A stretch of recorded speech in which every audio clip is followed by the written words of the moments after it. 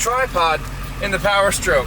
Also, getting into the truck just now, I dropped my phone into a puddle because it's raining and I completely submerged it. My phone's already on its last leg, so I'm gonna listen to the GPS instructions through this rice box that has my phone in it. So I'm gonna hope that that lasts a while and, you know, at least gets me there. So this vehicle that you and I are currently going to look at is a 1962 or 63 Buick Wildcat. Now, do I need another car at all? Absolutely not. No, I am currently trampled with projects. I'm covered with projects. I'm covered with projects like I'm covered with peanut butter that I cover myself with to go visit the dog pound. You know what I'm saying? Anyways, this car is $4,000 and I absolutely do not need it. And it's a four-door, meaning it's really not worth any more than $4,000, but it's cool. And if you're a car guy, and if you have Facebook Marketplace, you know that something cool is a problem waiting to happen. So, I'm gonna go look at this car, might buy it, might not. It's a rainy day, I don't really got nothing else to do. That's what's up. What was that box of rice? Thank you. Magic box of rice, that's so nice of you. Wow. What are you gonna say next? Damn it. There are two rules for looking at a car. Rule number one, never look at a car at night. Rule number two, never look at a car in the rain.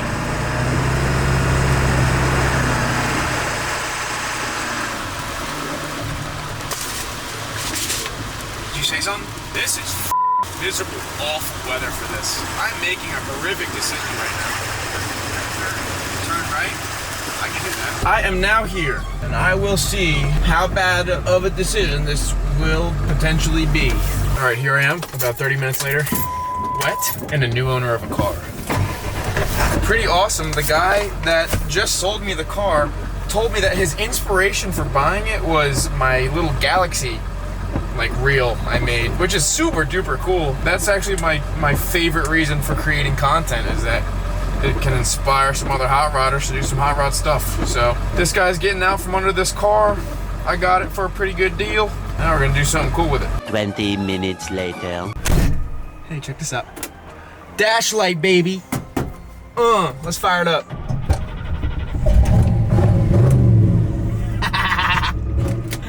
This thing is cool. Everything in this car is so clicky. Listen to the turn signal. Clicky, click, click. High beams, boom, they work like a damn charm. Wipers, what you know about them, huh? Oh, they're very squeaky. I almost forgot about that. One finger power steering. I'm gonna take advantage of being in the right lane and having to merge. I'm right in front of the light right now, all right? Shut up.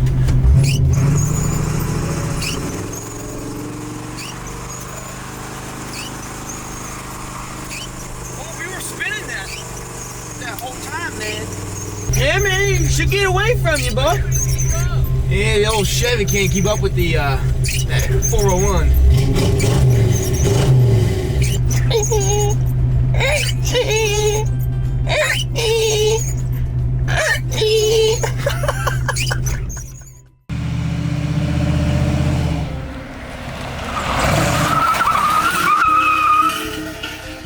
What you think of the new ride? It's pretty pimp, I might say.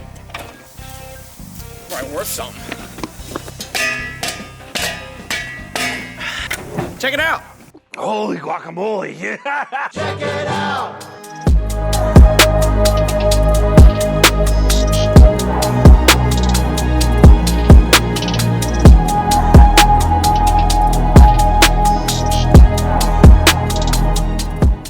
All right. This is the Facebook Marketplace impulse purchase of the week that is keeping me from the more important projects I have, but we'll just ignore that because I want to turn this into something cool. As you know, I'm a suburban country white boy, but I still got a soft spot for a big ass donk.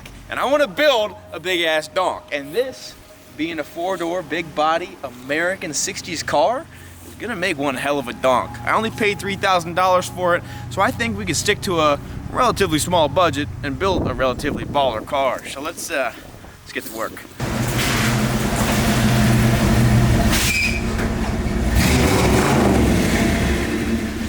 This thing does sound really good. That little 401 Nailhead V8 sings a nice song that I can dance to.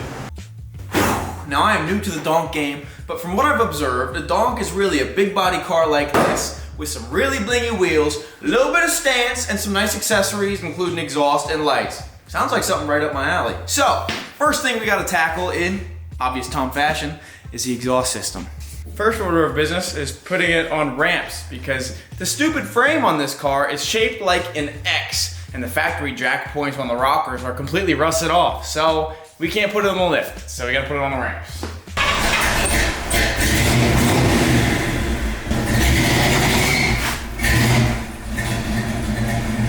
As you can see, someone else has already built an exhaust system for this car with side pipes. You know me, I love side pipes on everything. However, they didn't do that good of a job aesthetically. You can see the Flowmaster poking out from under the car, and they ran the exhaust pretty much right along the rockers with a kink bent end on it, which really looks bad. It sounds good, but it looks bad. So we're gonna start over and make something tucked away and hidden that still sounds nice. Bonk. Bonk.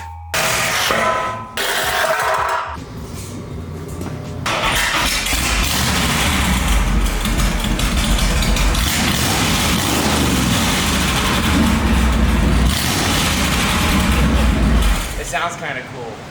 Should we just straight pipe it? Get rid of the ugly kinked ends.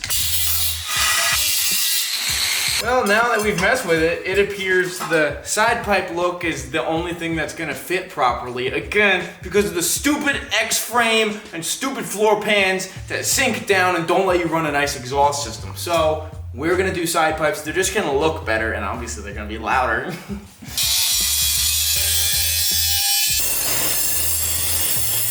That looks better than that little kink bent shit.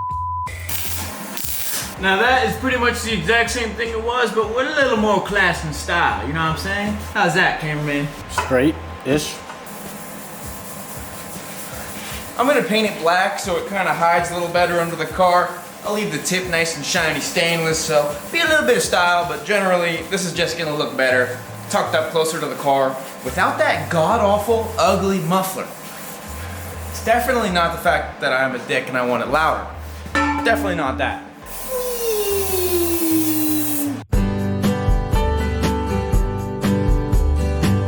Very nice. Anybody want a big black pipe in their life? Don't mind me, just making a little room for my new exhaust. That looks a lot better.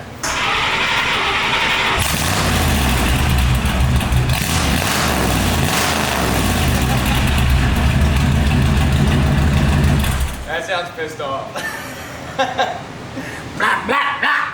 Now that we got the car sounding decent and the exhaust is looking better, it's time to fix the worst looking part of this entire car, the lower fender. As you can see, the lower fender is completely rotted out, and at some point someone tried to fix it with some Bondo, but that is flaked off and it is completely rusted out. Now, these cars are hard to find, so I'm sure it'll be hard to get a patch panel for this, and I'm too cheap to buy one anyways. So we're just gonna do the best we can and weld in some sheet metal, do a little body work, and make it look better. Once again, welcome to the floor, because this stupid X-frame piece of shit won't fit on the lift. First, I'm gonna unbolt the fender and cut out the rusted portion. I'm gonna hope that it's solid enough before the wheel arch lip that I can cut it there, because that's gonna be really annoying to try to replicate.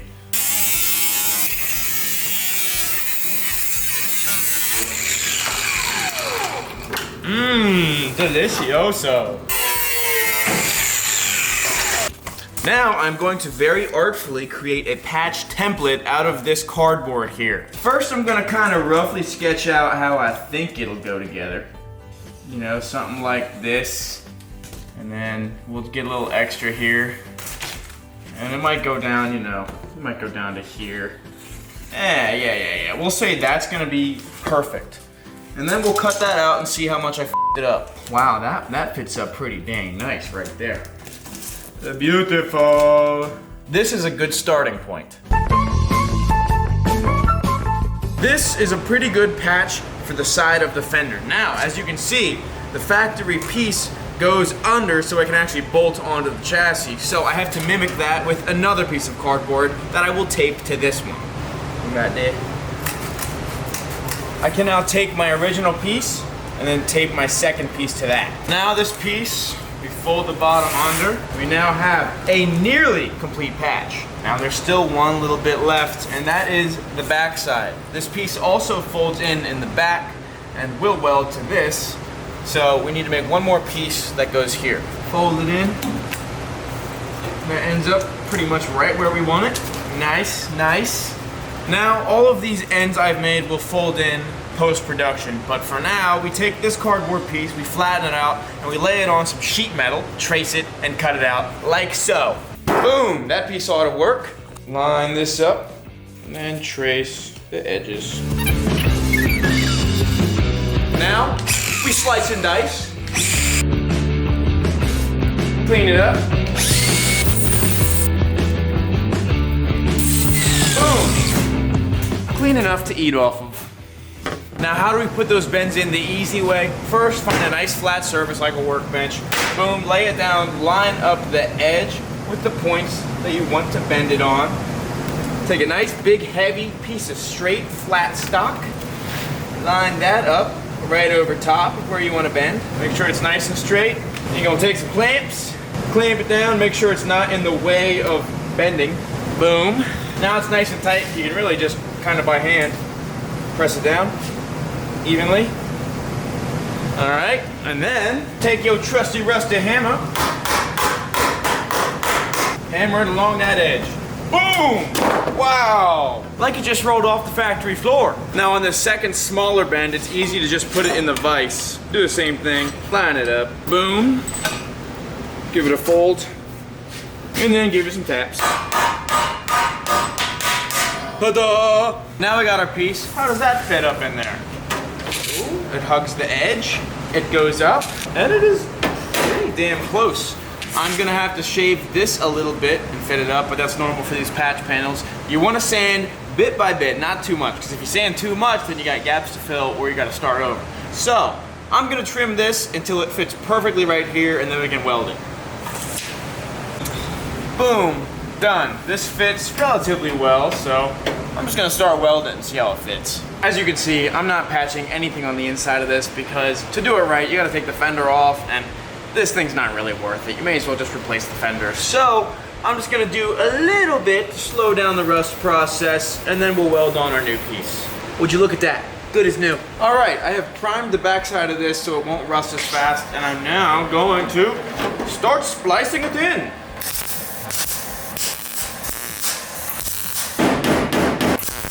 Right there, I just made the discovery that there's a very small rust hole that only was discovered once I started welding, so real quick, I'm just gonna cut that out and make a real tiny patch to put in place. Boom, done. All right, now my little side quest here is finished, so I'm gonna go ahead and weld the rest of this panel in. Keep in mind, when you're welding a sheet metal patch like this, you can't just stack dimes and weld all along the top of it because that's gonna get the metal way too hot and warp it. What you wanna do is space your tack welds out, let it cool off, and then go for another round. So what I'm probably gonna do is attack here, attack here, attack here, attack here, attack here, let it cool off, and then start over again. Let's get that done real quick.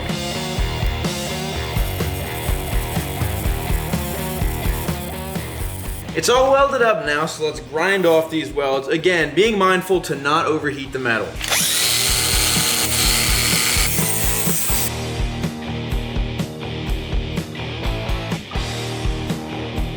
All right, now that the welding and grinding is all done, it's looking pretty decent, so now I'm gonna apply a skim coat of body filler. Nothing perfect or crazy, I'm just gonna get this straighter than it is and kind of matching the rest of the car. All right, first we hit it with some Prep All or wax and grease remover. Then a dry rag. Gonna try to protect the door and rocker from sanding scratches. Now we're gonna hit it with some self-etching primer. Do not be like me and use Rust-Oleum spray cans. I'm doing that because this car doesn't matter. If the car matters, you should really use a spray gun with some professional primer, or at worst, SEM primer or another similar professional brand in a spray can. But my parts store was out of that. Hardware store had this, so let's spray away. Now I'm gonna bolt it back on at the bottom. Like factory. I am now going to apply one coat, and one coat only, of body filler. That's because I don't want to put that much effort into this stupid patch panel in this cheap car. I'm using Evercoat body filler. You can pretty much use this or 3M or basically anything that's not Bondo and is a higher quality that can be used at auto body shops. Bondo sucks. It bleeds through paint, it's hard to sand, and it cracks, and things like this are not that much more expensive. So if you're gonna do body work, get something that a professional shop would use that's not Bondo. I'm gonna pretend that this car is not gonna require that much of this, but we're gonna slap on a fair amount, I think. Mixing body filler goes a little bit like this. Keep in mind, I'm not a professional. I just have minor experience in the field. I like to stir it, sideways, a little whirlpool action. And then I like to scoop it up, and spread it back on itself, and then scoop it up, and spread it back on itself. Pretty much until it is one even color, and there's no unhardened filler in the mix. If you huff this stuff for a really long time, you start to see demon gods. And that's really cool because they tend to boost morale when you're working and they keep you focused. Now that the Bondo is dry, I'm gonna use a DA to knock off these ridges and bumps, and then I'm gonna use a block to straighten it out. Now when you block sand a car and you wanna get it straight, it helps to get a nice longer block. I'm doing a round block here because I gotta work with a curve, but when you sand, it's very simple. You don't wanna go side to side and you don't wanna go straight up and down because those are gonna leave very hard to get out sanding scratches in what you're working with. So what you wanna do is work at a crisscross angle. So you wanna do a couple sands this way and then a couple sands this way. So you really just wanna cross hatch it, and that will help you from not getting such bad sanding scratches. Okay, I lied. I'm going to have to do another coat of filler. Even though I don't want to, I need to get this better than it is. That'll be done right about now. All right. I just hit it with 180. This is a second round of filler. There's a couple high spots, but who really cares? This is the bottom of the fender. And like I said, this car's kind of a piece of crap. So, I'm gonna hit this with some filler primer. It'll be good enough, and then we'll paint it. Once again, with the prep ball or wax and grease remover. This is how you heat up your paint cans when it's really cold out. Mildly explosive, but usually it works.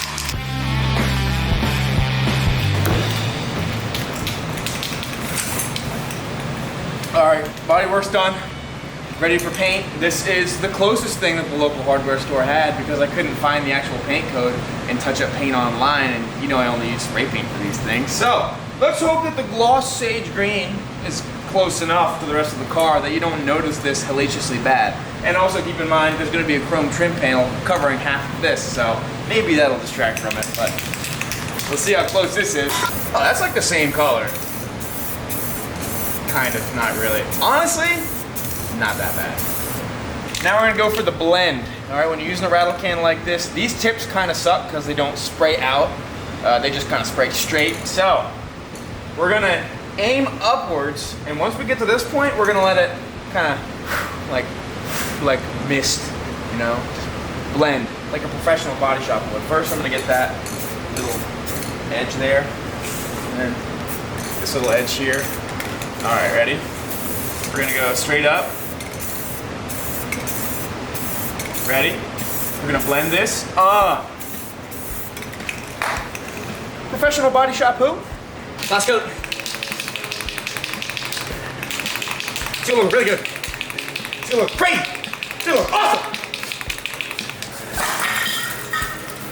All right, we're gonna call that good enough. I think it's perfect. And no one can ever know that anybody did any sort of body work here. Yeah. This will help make that fender look a little better. All right, we're gonna make a new hole right here.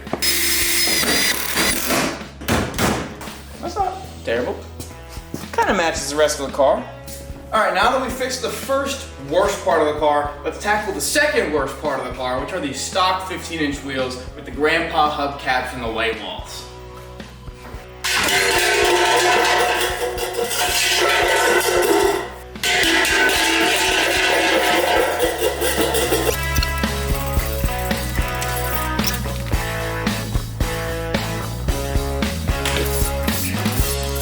What's my timer? 1.37 seconds. Install some new brakes. It's good. Now everybody knows a good donk cruiser is only as good as the wheels that you put on it. So, I got these 22-inch US mag wheels that cost 2/3 as much as the entire car. But chances are they'll make it look pretty good. Ooh. Ooh.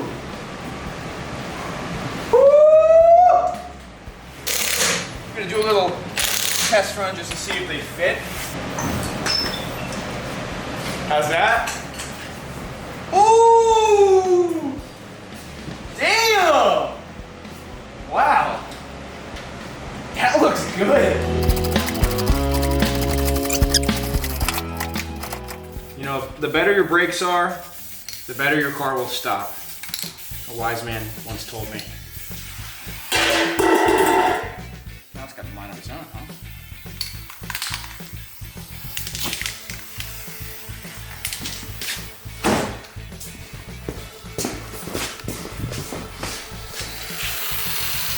All right, we need wheel spacers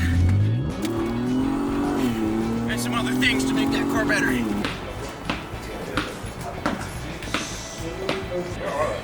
Oh.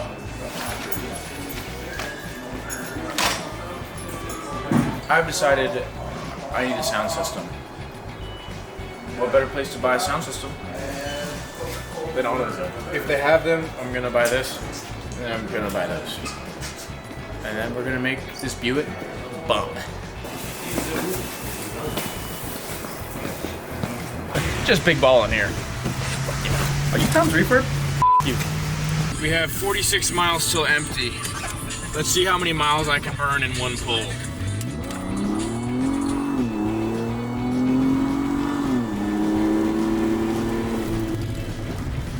Burned 1 mile. Cause I'm so with the shit. I just might go buy a shovel away, I'm out here killing shit. Yeah, I walk around suspicious. Asshole, this douchebag.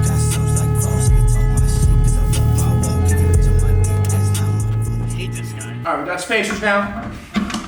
Looks like it should work. Should be alright. It should be fine. How's it sitting? Oh yeah.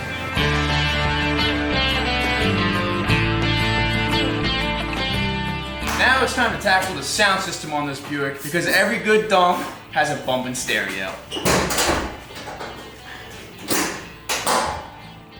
He's never gonna finish that thing.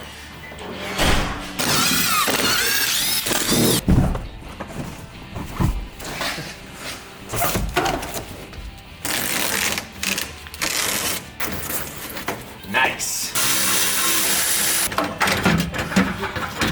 How old do you think these are?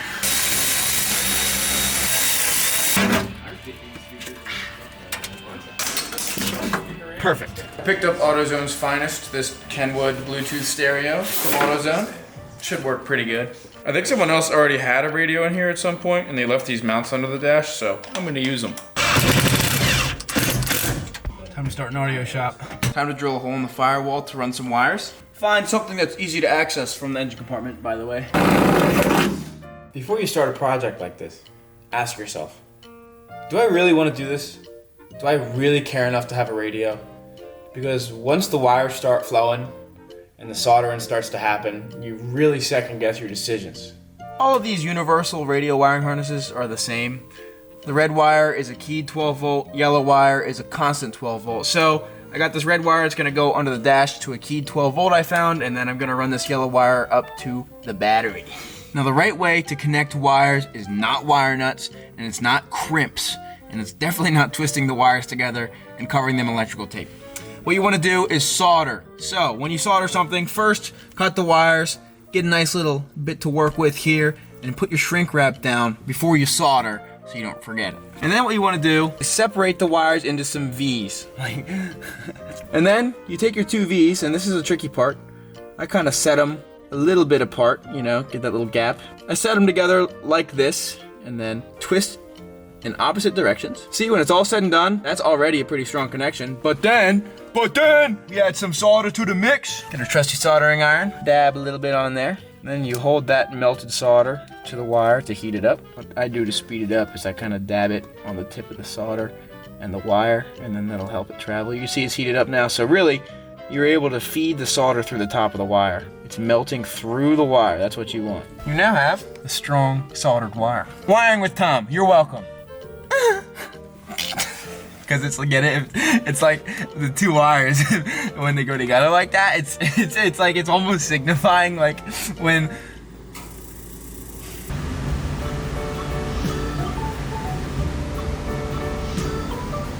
All right, I ran all the speaker wires very beautifully, as you can see. They look great. I know, you don't have to tell me. Now we're just crimping on the little connectors for the speakers. We're gonna be bumping pretty soon. Hey, can you shut up in there? For speakers, we have the only 6x9s AutoZone could offer, which are these Kenwoods. We'll hope they sound nice. And does it fit from the top? Absolutely not.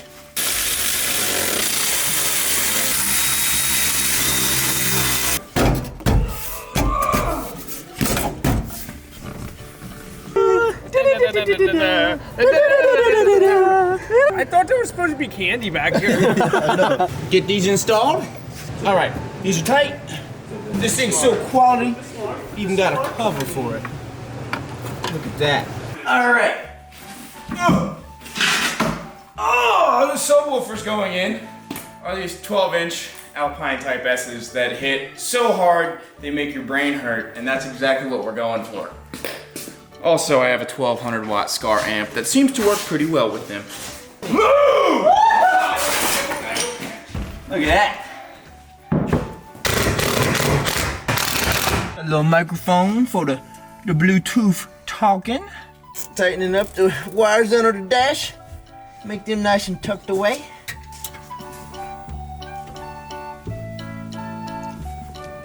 All right, check it out. Radio appears to be working. Get a little test run.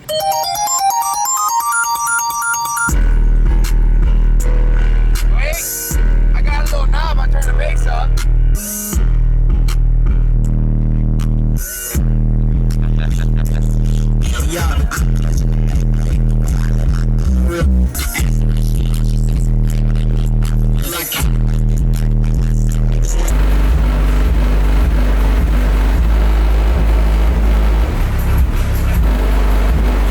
Well, after thoroughly testing the stereo, it sounds awesome, and it also reduced the weight of the car by a couple pounds.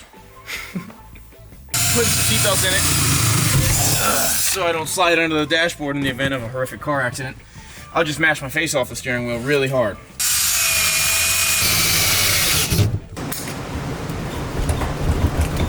Oh yeah!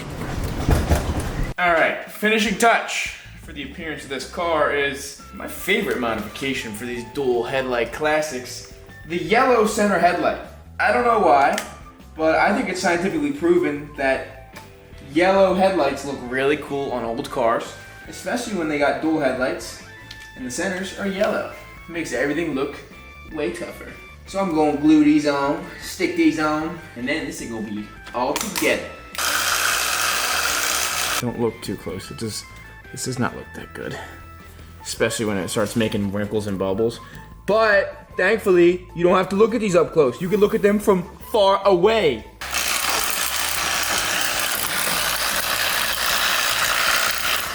All right, and from a distance, it looks fine. Up close, it doesn't. I'm not good at wrapping things, but it looks pretty yellow from about here.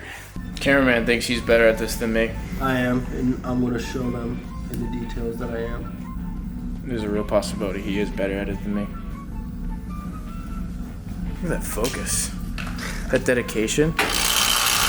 That heat gun.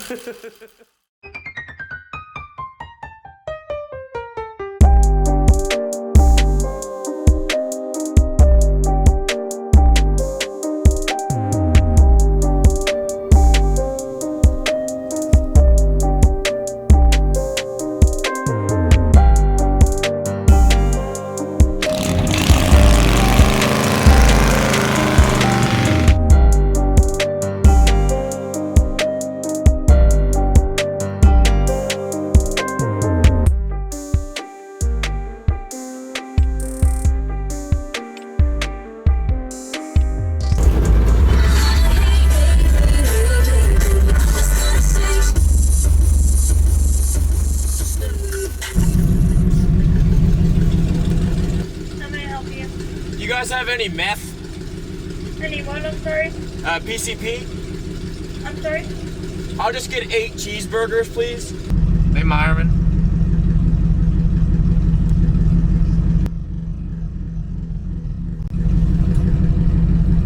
It's a big deal. All right, let's take this old girl for a spin. See how she rides.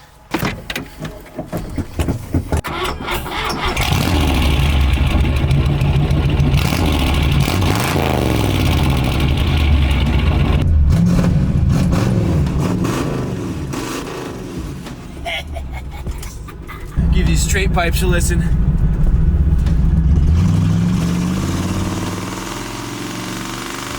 there. That sounds nice. An old 401 cubic inch V8. They sound pretty good. Damn, 65 mile an hour never felt so fast. God damn.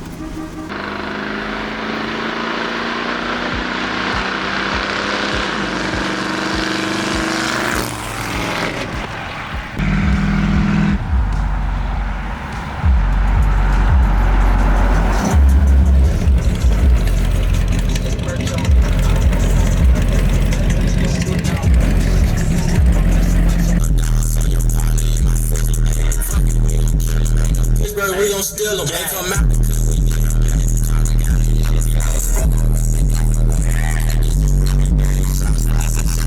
For something that was 100% an impulse purchase on Facebook, I'm really in love with this car. This thing's really fun. It just got a nice noise to it. It's got a nice bling blang with those wheels. It's comfy. You got a stereo. Like, what more do you need? Oh, she just floats over the bumps. For once, I didn't slam it on its nuts, and it actually rides pretty good still. That classic 60s suspension, but it work.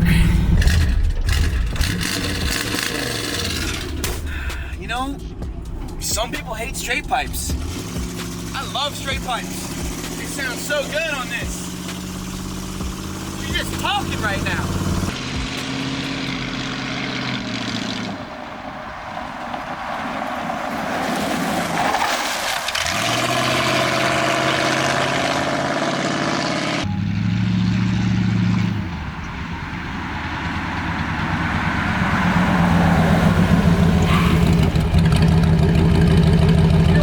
Right now, this is your sign to impulse buy an old car on Marketplace that nobody wants.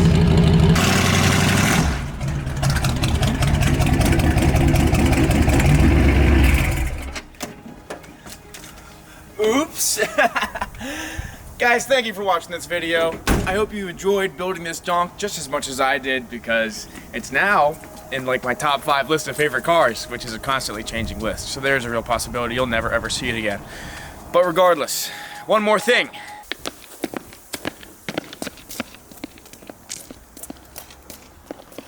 I'd like to thank 2 guys who bought the 5.3 shrapnel that came out of this truck that you're really probably never gonna see on film again. But Michael Molina and William Gaskill, I really appreciate the support. You help keep this channel running, just like all the other viewers that are watching right now. So, at the end of the day, we're still the coolest damn automotive content on YouTube, so keep watching.